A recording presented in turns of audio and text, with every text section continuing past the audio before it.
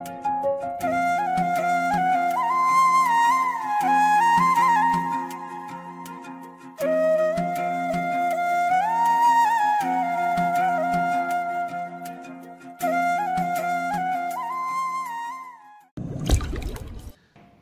মুখের ভাষাতেই প্রমাণ পাওয়া যাচ্ছে তোর জন্ম কোনো পতিতালয়ে। আর তোর কথা স্পষ্ট প্রমাণিত, তুই সেই পতিতালয়ের সর্দার। কথাটা বলে হাঁটা ধরল সরফরাজ। রাগে ক্রোধে নিয়াজ মোর্শেদ দাঁত দিয়ে ঠোঁট কামড়ে রক্ত বের করে ফেলল। মনে হচ্ছে সুযোগ পেলে সে নিজেই সরফরাজকে ফাঁসিতে ঝুলিয়ে দিবে। থানার সামনে দাঁড়িয়ে ছটফট করছে রূপকথা। সরফরাজ এখনো বের হচ্ছে না কেন, এটা ভেবেই তার কান্না পাচ্ছে মুহূর্তে মুহূর্তে। কমিশনারের বাসায় যেতে না যেতেই তার ঘুম। সারা রাত কেঁদে কেটে সে কমিশনার আর তার স্ত্রীকে বসিয়ে রেখেছে, তবুও মানুষ দুটি উজাড় করা ভালোবাসা দিয়ে আগলে ধরতে চেয়েছে রূপকথাকে। কিন্তু রূপকথা কোনোভাবেই তাদের গ্রহণ করতে রাজি নয়। সরফরাজের কাছে যাবে, এটাই তার শেষ কথা। কাঁদতে কাঁদতে ভোর রাতের দিকে ক্লান্ত হয়ে সুফিয়ানের কোলে ঘুমিয়ে গিয়েছে সে। ঘন্টা দুই না পার হতে আবার উঠে এসে একই বায়না। শেষমেশ ধৈর্য কুলাতে না পেরে রূপকথাকে থানায় নিয়ে এসেছে সুফিয়ান চৌধুরী, সাথে এসেছে মেয়েটার রেখা। আধা ঘন্টার মতো সময় পেরোতে সরফরাজের দেখা মিলল। দুই হাতে শক্ত হাত করার কোমরে সাটিয়ে বাঁধা দড়ি, যার অপর প্রান্ত ধরে রেখেছে হাবিলদার। সরফরাজকে দেখতে পেয়ে দৌড়ে গেল রূপকথা। সে হাবিলদারের থেকে দড়ি কেড়ে নেবার চেষ্টা করতে করতে বলল, ওকে বেঁধেছি কেন? ওর পেট ছিঁড়ে যাবে, দড়ি খুলে দাও। মেয়েটির এসব কথাবার্তা নিয়াজ মোর্শেদের কাছে নাটক মনে হলো। বাচ্চাটি তার দুই চোখের বিষ। মনে হচ্ছে এখনই বুট দিয়ে পিষে মুখে সবগুলো দাঁত ফেলে দিতে। একদম খুনির ন্যাওটা। রূপকথার পাগলামিতে সরফরাজ ধীর গলায় ডাকলো, রূপকথা। শান্ত হয়ে সরফরাজের সামনে গেল রূপকথা। সরফরাজ তার মাথায় হাত বুলিয়ে স্বাভাবিক গলায় বলল, আমার ব্যথা লাগছে না রূপকথা, আমি নিজে বাড়তে বলেছি ওদের। রূপকথার কাছে বিশ্বাস হলো না এই কথা। সে কমিশনারের কাছে দৌড়ে গিয়ে বলল, আঙ্কেল, সরফরাজের কষ্ট হচ্ছে, ওর পেট থেকে দড়ি খুলে দাও, সরফরাজের পেট কেটে যাবে।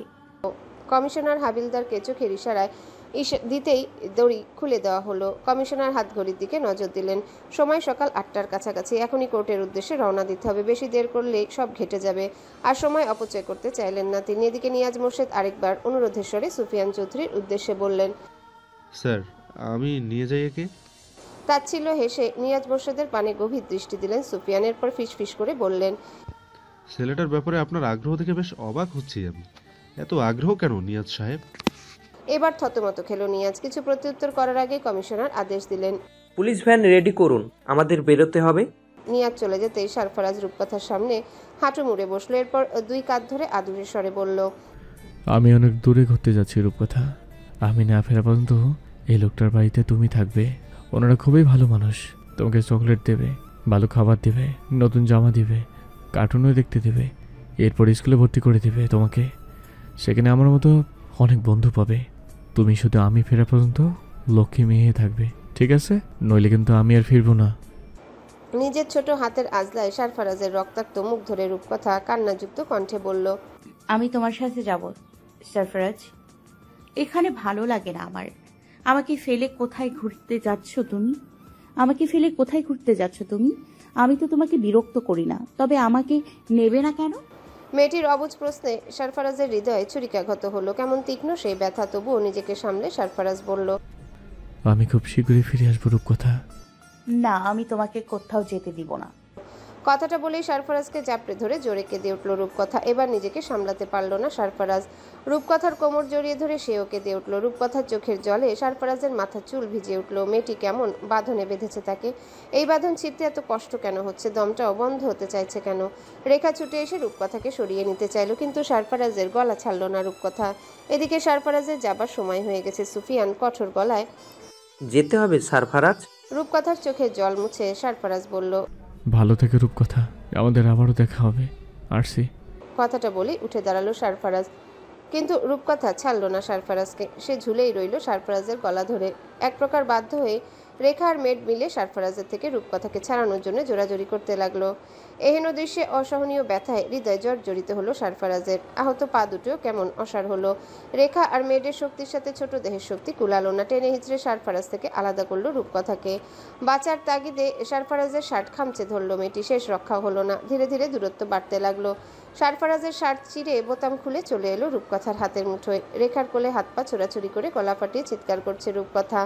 আহ, কি হৃদয় বিদারক নিষ্ঠুর দৃশ্য। এহেন দৃশ্যে সুফিয়ান গোপনে চোখ মুছলেন। কেঁদে ফেলল থানায় উপস্থিত মানুষজন। তবুও দায়িত্বের বোঝায় সারফারাজকে পুলিশ ভ্যানে তুলে ভারী দরজা আটকে দেওয়া হলো। বিদায় জানানোর জন্য হাত নাড়ানোর সুযোগটুকু দেওয়া হলো না সারফারাজকে। ছোট অবুঝ রূপকথা সারফারাজকে আর দেখতে না পেয়ে চিৎকার করে ডেকে উঠল। সারফারাজ। ফাঁকা রাস্তা মারিয়ে শো শো গতিতে চলছে পুলিশ ভ্যান। ভেতরে সারফারাজ কমিশনার আর সদ্য নিয়োগপ্রাপ্ত একজন সাব ইন্সপেক্টর। গাড়ি চালাচ্ছেন একজন কনস্টেবল ড্রাইভার। গাড়ি চলছে আপন গতিতে। সারফারাজের এসব বিষয়ে কোনো ভ্রুক্ষেপ নেই। তার কানে শুধু রূপকথার শেষ চিৎকার এসে বাড়ি খাচ্ছে বারবার। জীবন নিয়ে কেমন আফসোস হচ্ছে। সারফারাজ হঠাৎ খেয়াল করলো গাড়ির স্পিড বাড়ছে। চোখ তুলে উপরে তাকাতেই সাব ইন্সপেক্টরের রিভলভার কেড়ে নিলেন সুফিয়ান। সেটা সারফারাজের হাতে গুজে দিয়ে নিজের বুকের ডান পাশে চেপে ধরে বললেন, আমাকে শ্যুট কর। আকস্মিক এহেন কাণ্ডে হতভম্ব হলো সারফারাজ, কিন্তু নির্বিকার সাব ইন্সপেক্টর আর কমিশনার। সারফারাজ সুফিয়ান চৌধুরীর চোখের পানে তাকিয়ে শুধালো, পাগলামো কেন করছেন স্যার? কারণ তোকে ওয়াদা করেছি। আপনার লাইফ রিস্কে থেকে যাবে। স্মিত হেসে সুফিয়ান বললেন, তবুও আমি রাজি। তুই আমাকে কি দিয়েছিস তুই নিজেও জানিস না। তোর জন্য এইটুকু করতে না পারলে আমি মরেও শান্তি পাবো না। দেরি করিস না, তাড়াতাড়ি শ্যুট কর আমাকে, কুইক। সারফারাজ কম্পিত গলায় বলল, আপনি মারা যাবেন স্যার। তবুও আমার স্ত্রী হ্যাপি থাকবে। তুই আর বাজে বকিস না। আমি পারবো না স্যার। কথাটা বলা মাত্র কমিশনার এক ঘুষি বসিয়ে দিলেন সারফারাজের গালে। এরপর ধমকে উঠলেন, শ্যুট মি, কুইক। বলার সাথে সাথে শুট করার আওয়াজ হলো। নিমিষে থেমে গেল গাড়ি। রক্তাক্ত বুক চেপে ধরে কমিশনার আওড়ালেন, যেভাবে সব বলেছি সেভাবে ওকে কোর্টে নিয়ে জাহাজে তুলে দাও আবির। সময় হাতে খুব কম। কথাটা বলে জ্ঞান হারালেন কমিশনার। সারফারাজকে নিয়ে দ্রুত গাড়ি থেকে নেমে হ্যান্ডকাফ খুলে সাব ইন্সপেক্টর আবির মাহতাব দৌড়ে ড্রাইভারের কাছে এলেন। এরপর বললেন, স্যারকে হসপিটালে অ্যাডমিট করো, কুইক। এরপর সারফারাজকে নিয়ে পিছে পিছে ফলো করা কালো রঙের গাড়িতে উঠে বসলো আবির। ড্রাইভারকে তাগাদা দিয়ে উত্তেজিত গলায় বলল, 9:30টার জাহাজ ধরতে হবে, স্পিড বাড়াও। এদিকে মুহূর্তেই খবর প্রচার হলো কমিশনারকে হত্যা চেষ্টা করে আসামি পালিয়েছে। মুমূর্ষু অবস্থায় হসপিটাল অভিমুখে নেওয়া হয়েছে কমিশনার সুফিয়ান চৌধুরীকে। প্রতিটি থানা ইনফর্ম করা হলো সারফারাজের দুর্ধর্ষতার বিষয়ে। উপরমহল থেকে অর্ডার এলো, দেখে মাত্রই কসফার করা হোক। শহর জুড়ে সারফারাজের পালিয়ে যাবার খবর ফলো করা হলো খুব দ্রুত। চিটাগাং বিভাগের প্রত্যেকটি থানায় সারফারাজের ছবি পাঠিয়ে কঠিন নজরদারি জারি করা হলো। Army, police, navy, border guard সবাইকে দেওয়া হলো কঠিন হুঁশিয়ারি, কোনোভাবেই যেন সারফারাজ পালাতে না পারে। প্রশাসন আজ খুব ব্যস্ত। সামান্য একটা 17 বছরের কিশোরকে নিয়ে দেশ জুড়ে তুমুল মাতামাতি আর ভয়ানক আতঙ্ক। এদিকে খুবই মুমূর্ষু অবস্থায় হসপিটালে অ্যাডমিট করা হলো সুফিয়ান চৌধুরীকে। ক্লোজ রেঞ্জ থেকে শ্যুট করার কারণে বুলেট তখনই বেরিয়ে গেছে, কিন্তু রক্তপাত হয়েছে প্রচুর। সুফিয়ান চৌধুরীর লাইফ রিস্ক খুব প্রকট আকারে দেখা দিয়েছে। শ্বাস চলছে খুবই ধীরে, শরীর ফ্যাকাশে হয়ে গিয়েছে ইতিমধ্যে। হসপিটাল জুড়ে ডাক্তার, নার্স আর পুলিশের দৌড়াদৌড়িতে কান ভারী হয়ে উঠল। নিয়াজ মোর্শেদের কাছে বিষয়টা কেমন যেন সন্দেহের ঠেকলো, কিন্তু সুফিয়ান চৌধুরী দীর্ঘ বছরের সততার কঠোরতা তাকে দমিয়ে রাখলো। স্পেশালভাবে পুলিশ কারে রেখাকে হসপিটালে আনা হলো। সামান্য একটু সুখ ধরা দিতে আবার যেন কষ্ট এসে ভর করলো তার জীবনে, কিন্তু রেখা কাঁদল না। আজ শোকে কেমন পাথরের মতো রূপকথাকে জড়িয়ে ধরে বসে রইল ওয়েটিং চেয়ারের এক কোণে। মুহূর্তে কয়েক ব্যাগ রক্ত জোগাড় করা হলো। সেগুলো ক্রস ম্যাচ করে আবারও নার্স ছুটল এমার্জেন্সি ওটিতে। নার্স ঢোকা মাত্রই বৃহৎ ওটি রুমের দরজা বন্ধ হয়ে গেল। জ্বলে উঠল লাইট। চলতে লাগলো একদিকে রক্ত বিনিময়, অপরদিকে অপারেশন। চৌকস বুদ্ধিদীপ্ত সাব ইন্সপেক্টর জাহাজ ছাড়া 2 মিনিট আগে সমস্ত বাধা ডিঙিয়ে সারফারাজকে তুলে দিল বিশাল মালবাহী কার্গো শিপে। জাহাজের গন্তব্য ক্যালিফোর্নিয়া। সময় লাগবে 1 মাস বা তার বেশি। সারফারাজ এই জাহাজে একজন খালাসির পরিচয় থাকবে। ক্যালিফোর্নিয়া যাওয়া মাত্রই সুফিয়ান চৌধুরীর বন্ধু তাকে রিসিভ করবে, এমনটাই জানে আবির। সারফারাজের হাতে কিছু শুকনো খাবারের প্যাকেট দিয়ে দ্রুত নেমে গেল আবির চলে যেতে বিকট হুইসেল বাজিয়ে সমুদ্র চিরে ধীরে ধীরে চলতে লাগলো জাহাজ। এতক্ষণ সময় ধরেও সারফারাজ কেমন কঠিন হৃদয়ের মানুষের মতো নির্বিকার ভঙ্গিতে দাঁড়িয়েছিল। আকাশি চোখ জোড়াতেও ছিল অদম্য সাহস। ভয় যেন তার ধারে কাছেও ঘেঁষতে পারছে না, কিন্তু জাহাজ চলতেই সমস্ত সাহস কোথায় যেন হারিয়ে গেল। চোখ জোড়াও কেমন অসহায় হলো। নিজের মা বাবা হারিয়েও যে ছেলে শক্ত মনে দিন পার করেছে, সেই ছেলে হঠাৎই অজানা ব্যথা আর একাকী ভয়ে হু হু করে কেঁদে উঠল। নিজের বয়স ভুলে 2 বছরের ছোট বাচ্চার ন্যায় কেঁদে উঠল সারফারাজ। নিজের অবস্থান থেকে রূপকথার অবস্থান অনুধাবন করল সে। মেয়েটি মায়াবী কান্নারত মুখশ্রী মনে পড়তেই বুক ভেঙে আরও কান্না এলো। রূপকথাকে আগলে রাখার মানুষ আছে, কিন্তু তাকে কে আগলে রাখবে? এই ভয়াবহ বিশাল দরিয়া কিভাবে পাড়ি দিবে সে? জাহাজের মাস্তুলে দাঁড়িয়ে বিশাল খোলা আকাশ আর নিষ্ঠুর সমুদ্র নজর বুলালো সারফারাজ। এরপর গলার সমস্ত শক্তি খাটিয়ে চিৎকার করে উঠল, চোখের পলকে কেটে গিয়েছে একটি মাস। সুফিয়ান চৌধুরী এখন সুস্থ, কিন্তু পুরোপুরি নয়। এখনো উঁচু গলায় কথা বলতে পারেন না তিনি। বুকের আর পিঠের ক্ষত অনেকটাই শুকিয়ে গিয়েছে। রূপকথাও কেমন যেন চুপচাপ হয়ে গিয়েছে। সারফারাজের শার্টের বোতামের দিকে তাকিয়ে থেকে দিনের বেশিরভাগ সময় কেটে যায় তার। রেখা চিন্তা ভাবনা করেছে আর কয়েকদিন গেলে রূপকথাকে স্কুলে ভর্তি করাবে সে। বাচ্চাদের সাথে বন্ধুত্ব হলে আর মনমরা হয়ে থাকবে না। রূপকথার এক্সট্রা দেখাশোনা করার জন্য আরেকজন ন্যানি রাখা হয়েছে। মেয়েটি সারাক্ষণ রূপকথার সাথে কথা বলে, খেলে। প্রথমে রূপকথার কারো সঙ্গ পছন্দ করতো না, কিন্তু ধীরে ধীরে নিঝুম নামের ন্যানির সাথে তার সম্পর্ক গড়ে উঠেছে। রেখা যেই কাজ করতে না পারে নিঝুম তা খুব সহজেই রূপকথাকে বলে মানাতে পারে। মন থেকে মরে যাওয়া রূপকথাকে ভুলিয়ে ভালিয়ে বাইরে নিয়ে বিশেষ সময় কাটায় নিঝুম। রূপকথা প্রথমে বাইরে থাকতেই চাইতো না। নিঝুমের প্রচেষ্টা এখন অনেকটাই স্বাভাবিক হয়েছে। রেখা বেশ কয়েকজন চাইল্ড নিউরোলজিস্টের শরণাপন্ন হয়েছে। প্রত্যেকের একই কথা, বেবি মনে আঘাত পেয়েছে, স্বাভাবিক হতে সময় লাগবে। রেখা প্রহর গুণে রূপকথা স্বাভাবিক হয়ে তাকে মা বলে ডাকবে, কিন্তু রূপকথা তার পরিবর্তে রেখার সাথে কথা বলাই বন্ধ করে দিয়েছে। তার মতে মহিলা জোর করে সারফারাজের কাছ থেকে তাকে আলাদা করে দিয়েছে, আর তার স্যাভিয়ের সারফারাজ কোথাও হারিয়ে গেছে।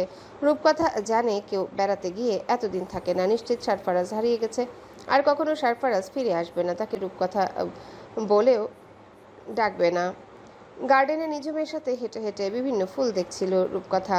হঠাৎ সারফারাজের কথা মনে পড়তেই ভেউ ভেউ করে কেঁদে উঠল মেয়েটি। ছোট ছোট দুই হাত মেলে ডেকে উঠল, তুমি কি আর ফিরবে না সারফারাজ? আমার কষ্ট হচ্ছে। এদের কাউকে আমার ভালো লাগে না। তুমি অনেক পচা সারফারাজ। না ফিরলে আর কথা বলবো না তোমার সাথে। মেয়েটির কান্নারত মুখের পানে তাকিয়ে তপ্ত শ্বাস ফেলল নিঝুম। এরপর কোলে তুলে চোখ মুছিয়ে বলল, কেঁদো না রূপকথা, সারফারাজ ফিরবে। ভাঙা সিক্ত গলায় রূপকথা অবুঝের ন্যায় শুধায়। কবে ফিরবে? উত্তর জানে না নিঝুম, শুধু কম্পিত গলায় বলে, ফিরবে রূপকথা। এদিকে মেয়ের কান্না পুরোটাই আড়াল করে দেখলেন সুফিয়ান। সহ্য করতে না পেরে রাত দিনের হিসেব না কষেই বন্ধু আলেকজান্ডারকে কল করলেন। ভদ্রলোক বেঘরে ঘুমোচ্ছিলেন, কারণ এখন গভীর রাত। ঘুম ঝরানো চোখে ফোন হাতে সামনে এনে স্ক্রিনে সুফিয়ানের নাম্বার দেখে হাই তুলে ফোন কেটে দিয়ে পুনরায় ব্যাক করলেন। আলেকজান্ডারকে পেয়ে সুফিয়ান জিজ্ঞাসা করল, বন্দরে খুঁজে নিয়েছিলে? আলেকজান্ডার ভাঙা কণ্ঠে বলল, আজ পোর্টে নোঙর ফেলবে জাহাজ, খবর নিয়েছি। তুমি চিন্তা করো না, আমি ওকে আমার কাছে নিয়ে আসব। নিশ্চিন্তে আরো কিছু কথা বলে ফোন কেটে দিলেন সুফিয়ান। এরপর চোখ বুজে বিড়বিড় করে বললেন, তোর মতো করে রূপক থাকে। আমরা কি ভালোবাসতে পারছি না সারফারাজ? হাজার হাজার কন্টেনার দিয়ে ভরা ক্যালিফোর্নিয়ার লং বিচ পোর্ট। পৃথিবীর সমস্ত কন্টেনার ভর্তি মালামাল যেন এই বন্দরে এনে খালাস করা হয়েছে। সারফারাজদের জাহাজ যখন এই পোর্টে নোঙর ফেলল তখন প্রায় সন্ধ্যা। জাহাজের ক্যাপ্টেন উইলিয়াম লোকা হ্যান্ডমাইকে ঘোষণা দিলেন সাবধানে মাল বের করার জন্য, কারণ জাহাজ ভর্তি রাসায়নিক পদার্থ। একটু গড়বড় হলেই বিশাল অগ্নিকাণ্ড ঘটবে। ক্যাপ্টেনের ঘোষণা পাওয়া মাত্রই হই হই করে সমস্ত খালাসি দৌড়ে এলো। খালাসিদের সাথে সারফারাজ নিজেও নেমে এলো। এরপর বৃহৎ পোর্টের চারিপাশে নজর বোলালো। ক্যাপ্টেন লোকা বন্দরে নিজের নিত্য কাজগুলো কমপ্লিট করে খুঁজে খুঁজে সারফারাজকে বের করলেন। এরপর একটি মালবাহী লরিতে তুলে দিয়ে ইংরেজি ভাষায় সেই ড্রাইভারকে একটা রাস্তার ঠিকানা দিলেন। লরিতে ওঠার আগ মুহূর্তে কিছু ক্যালিফোর্নিয়ার ডলার সারফারাজের হাতে গুজে দিয়ে বলে উঠলেন, ড্রাইভার, যেখানে তোমাকে নামিয়ে দিবে ওখানে একটা হাইওয়ে রোড আছে, যেখানে একটা মাইলস্টোনে লেখা থাকবে লস অ্যাঞ্জেলস 63 কিলোমিটার। ওখানে দাঁড়িয়ে থাকবে তুমি। আলেকজান্ডার স্যার তোমাকে ওখান থেকে রিসিভ করবে। উনি অলরেডি বেরিয়ে গেছেন বাসা থেকে। এই ট্রাক ওই রোড ধরে লস অ্যাঞ্জেলস যাবে। সম্মতি জানিয়ে লাফিয়ে ট্রাকে উঠল সারফারাজ। ট্রাক চালু হবার আগে ক্যাপ্টেন ডেকে শুধালো, ইংরেজি জানো? তাচ্ছিল্য হেসে সারফারাজ বলল, ইংলিশ মিডিয়ামের স্টুডেন্ট ছিলাম আমি, মন্দভাগ্য তাই এখানে। আর কিছু জিজ্ঞাসা করলেন না ক্যাপ্টেন। ট্রাকের ড্রাইভারকে বারবার সতর্ক হুঁশিয়ারি দিয়ে যাত্রা করার তাগাদা দিলেন। ড্রাইভার আর না দাঁড়িয়ে সারফারাজকে নিয়ে ছুটে চলল গন্তব্যে। আলেকজান্ডার প্রায় 25 মিনিট ধরে দাঁড়িয়ে আছে নির্দিষ্ট স্থানে। ক্যাপ্টেন তাকে ফোনে সব জানিয়েছে। সুফিয়ান নিজেও ছেলেটির বর্ণনা দিয়েছে তাকে। সারফারাজকে চিনতে মোটেও ভুল হবে না তার। তাই বেকার সময় কাটানোর জন্য গাড়ি থেকে নেমে একটা সিগারেট ধরালেন ভদ্রলোক। এমন সময় একটা শ্বেতবর্ণের ছেলে এসে তার সামনে দাঁড়ালো। ছেলেটার চোখে মুখে কেমন ক্রূরতা। পুরো মুখশ্রী জুড়ে অদ্ভুত ভয়ানক সব ট্যাটু আঁকা, আর গলার কাছে ইংরেজি রোমান সংখ্যায় লেখা 14। আলেকজান্ডার বুঝলেন ছেলেটি কোনো গ্যাংয়ের সদস্য। আজকাল ক্যালিফোর্নিয়া শহরে টাকা পয়সা ড্রাগস সেবনের জন্য ছেলে যুবক সকলেই বিভিন্ন গ্যাংয়ের সাথে যুক্ত হচ্ছে। নিজের ফ্যামিলি ফেলে গ্যাংয়ের লিডারকে নিজের ড্যাড হিসেবে মেনে নিচ্ছে। এই মানুষগুলো, ছেলেগুলো বিভিন্নভাবে মানুষকে হ্যারাস করে, জোর করে, ছিনতাই করে হাতিয়ে নিচ্ছে টাকা পয়সা, স্বর্ণালঙ্কার, এমনকি লুট করে নিচ্ছে কার্গো ট্রাকগুলো। এতেও ক্ষান্ত হয় না তারা। মন মতো কিছু না হলে মানুষের জীবন পর্যন্ত কেড়ে নিতে দ্বিধা করে না এরা। ছেলেটির পানে একবার নজর বুলিয়ে নিলেন আলেকজান্ডার। রীতিমতো হেলে দুলে পড়ে যাচ্ছে সে, দেখে বোঝা যাচ্ছে ড্রাগ অ্যাডিক্টেড। অবস্থা বেগতিক বুঝে গাড়িতে উঠে পড়তে উদ্যত হলেন আলেকজান্ডার, কিন্তু তার আগে ছেলেটি ভারী গলায় বলে উঠল, Give everything you have. ছেলেটির ভয়ানক কণ্ঠে পা জোড়া থেমে গেল আলেকজান্ডারের। ছেলেটি ইতিমধ্যেই তার পিছিয়ে এসে দাঁড়িয়েছে, হাতে একটা রিভলভার। আলেকজান্ডার কোনো বাক্য ব্যয় না করে নিজের ওয়ালেট আর ফোন ছেলেটির সামনে সোপর্দ করে বলে উঠল, Go away. ছেলেটি বাঁকা হাসলো, এরপর আরেকটু এগিয়ে এসে বলল, Tell me your bank account. এবার যেন ধরাশায়ী হলেন আলেকজান্ডার। খুব বাজেভাবে ফেঁসে গিয়েছেন তিনি, এটা বুঝতে পেরে হাত ঘড়িতে নজর বুলালেন। সারফারাজের দেখা নেই এখনো। আলেকজান্ডারের ঢিলে সহ্য হলো না যুবকের। সে তার গান আলেকজান্ডারের কপালে তাক করে ধমকে উঠল, Tell me soon. আলেকজান্ডার কথা বলার আগে সেখানে ট্রাক থামলো। ড্রাইভার কোনো মতে সারফারাজকে নামিয়ে তড়িঘড়ি করে বিদায় নিল। এই দেশের কালচার বা সিস্টেম কোনোটাই সারফারাজ বুঝে না। সে কাঁধের ব্যাগ ফেলে দৌড়ে সামনে গিয়ে দাঁড়াতেই ছেলেটি এবার সারফারাজের দিকে গান তাক করলো। মুহূর্তে ভীত সারফারাজ হাত উপরে তুলে বলে উঠল, আর ইউ? আলেকজান্ডার সংক্ষেপে সারফারাজকে সব বুঝাতেই সারফারাজ বাঁকা হাসলো। খুনির আতুর ঘরে জীবনের 7টা বছর কাটিয়েছে সে। সোভানগং কোনো প্রকার ট্রেনিং বাদ রাখেনি তাকে সেরা খুন হিসেবে গড়ে তুলতে।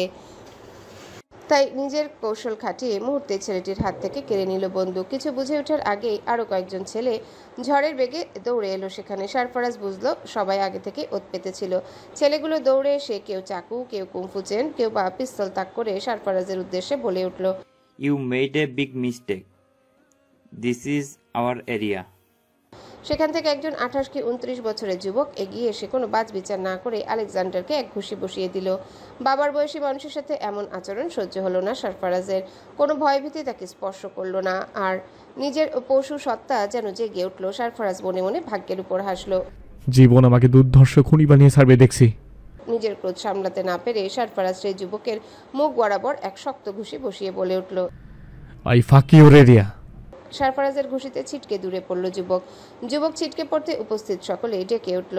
জ্যাকব হুড়মুড়িয়ে উঠে ঠোঁটের কোণে রক্ত মুছে অর্ডার দিল, Kill that bastard. মুহূর্তে এক অনাকাঙ্ক্ষিত পরিস্থিতির সৃষ্টি হলো যেন। সারফারাজের হাতের বন্দুক কারো চোখের ভীতি তৈরি করলো না। যারা গ্যাং লিডারের জন্য নিজেদের জীবন উৎসর্গ করে গ্যাংয়ে যুক্ত হয় তাদের আবার কিসের মৃত্যু ভয়? নিরুপায় আলেকজান্ডার প্রাণের সংখ্যায় গাড়িতে উঠে সারফারাজকে ফেলেই চলে গেলেন। সারফারাজ আলেকজান্ডারের যাবার পানে তাকিয়ে অসহায়ের ন্যায় বলে উঠল, ভাগ্য আমাকে নিয়ে ভালোই হাবুডুবু খেলছে দেখছি। ছেলেগুলো সারফারাজকে ঘিরে ধরে দাঁত মুখ খেঁচিয়ে বিশ্রী অশ্রাব্য গালাগালি দিতে লাগলো। সেগুলো শুনে সারফারাজের পায়ের রক্ত ছলকে মাথায় উঠল। নিজের ক্রোধ সংবরণ করে দাঁতে দাঁত পিষে বলল, who is your leader? Jacob এগিয়ে এসে বুক টান করে দাঁড়িয়ে বলল, Not leader. Call ki dad. সারফারাজের ভয়ানক চোখ জোড়া দিয়ে ছেলেটিকে একবার দেখলো। উচ্চতায় তার সমানে সমান। এরপর ছেলেটি চোখে চোখ রেখে পায়ে গুলি বসিয়ে দিল। গুলি খেয়ে মুহূর্তে মাটিতে বসে পড়ল জ্যাকব। এরপর ছো মেরে পাশে অবস্থিত ছেলের থেকে কুম্ফু চেন কেড়ে নিয়ে কেউ কিছু বুঝে উঠবার আগে জ্যাকবের গলায় পেঁচিয়ে ঘাড়ে উঠে বসলো সারফারাজ। এরপর শক্ত করে দুই প্রান্ত থেকে সেই চেন টেনে ধরে শুধালো, হু ইজ ইউর ড্যাড? ছেলেগুলো ভ্যাবাচাকা খেয়ে জ্যাকবের বিকৃত মুখ পানে তাকিয়ে রইল। দলনেতাহীন তাদের মূল্য নেই। জ্যাকব মারা গেলে অন্য গ্যাংয়ের ছেলে এসে এখনই পিষে ফেলবে তাদের। এদিকে সারফারাজের নিষ্ঠুর হাতের পিষ্টনে জ্যাকবের জিভ বেরিয়ে এলো। সারফারাজ আবারও ধমকে উঠল, হু ইজ ইউর ড্যাড?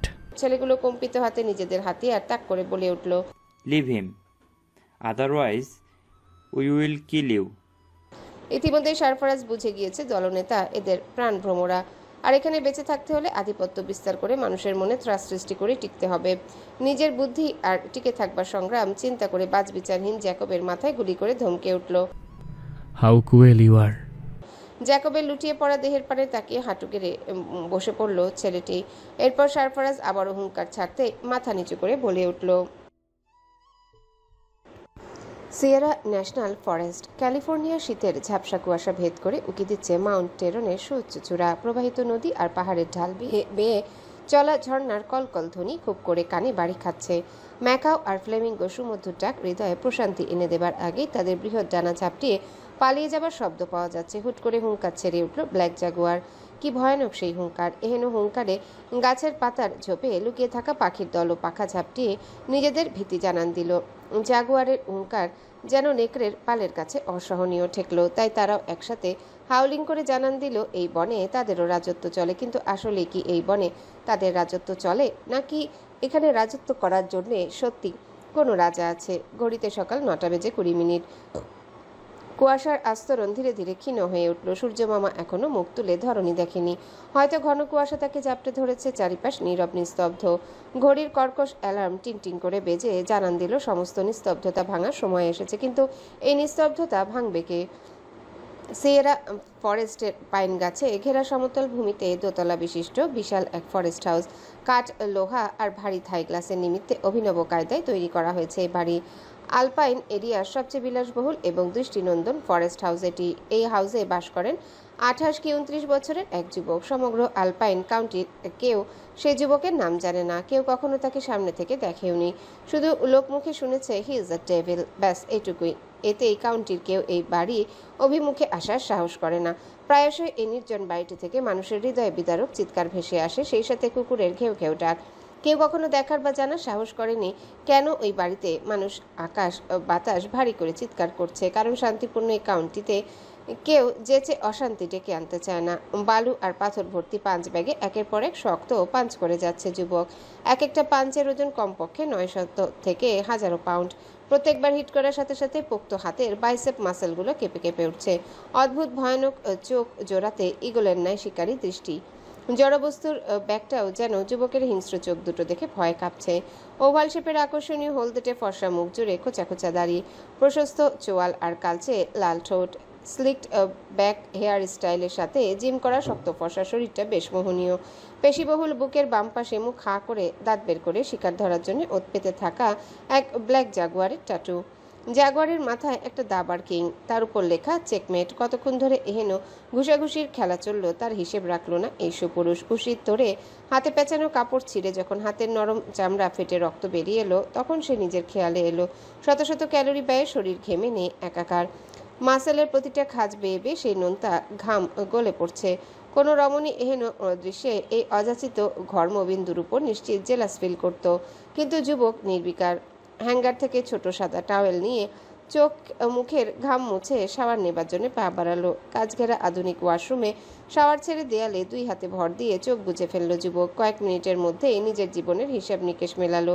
শেষমেশ এসে সমীকরণ মিলল না। এতে যুবক তাচ্ছিল্য হেসে শাওয়ারের নব বন্ধ করে দিল। এরপর গায়ে একটা বাথরোব জড়িয়ে বেরিয়ে এলো। মাথার চুল মুছতে মুছতে ড্রেসিং টেবিলের সামনে এসে দাঁড়ালো সে।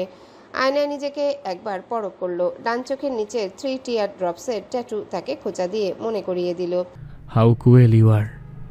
নিজের মনের কথায় ফিক করে হেসে নিম্নভাগের লালচে ঠোঁট কামড়ে যুবক ভারী গলায় বলে উঠল, হ্যালো বন্ধুরা, পরবর্তী পার্ট খুব তাড়াতাড়ি আসবে, তো সবাই অপেক্ষায় থাকো। আর চ্যানেলটি যারা এখনো সাবস্ক্রাইব করোনি তারা পরবর্তী পার্ট দেখার জন্য চ্যানেলটি সাবস্ক্রাইব করে রেখো। ধন্যবাদ সবাইকে, আমাদের সাথেই থেকো।